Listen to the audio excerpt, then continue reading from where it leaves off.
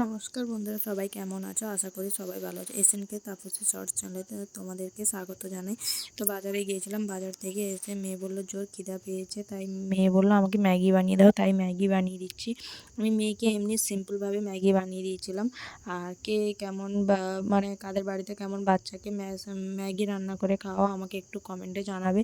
আর তার জোর খিদা পেয়েছিলো বলে তাই সিম্পলভাবে রান্না করে দিয়েছিলাম, জলে সেদ্ধ করে এমনি একটু নুন দিয়ে মশলা দিয়ে একটু সেদ্ধ করে দিয়েছিলাম। আর তার শরীরটা ভালো নেই, ঠান্ডা লেগে গেছে, কাশছে, প্রচুর কাশছিল।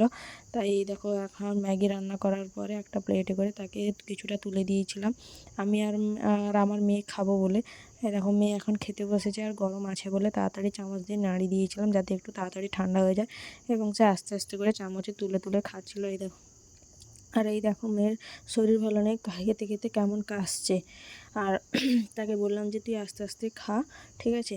আর ভিডিওটি কেমন লাগলো না লাগলো সবাই জানাবে কমেন্টে। আর ভিডিও যদি ভালো লাগে লাইক কমেন্ট সাবস্ক্রাইব অবশ্যই করে দেবে। আর সবাইকে অসংখ্য ধন্যবাদ আমার পাশে এভাবে থাকার জন্য।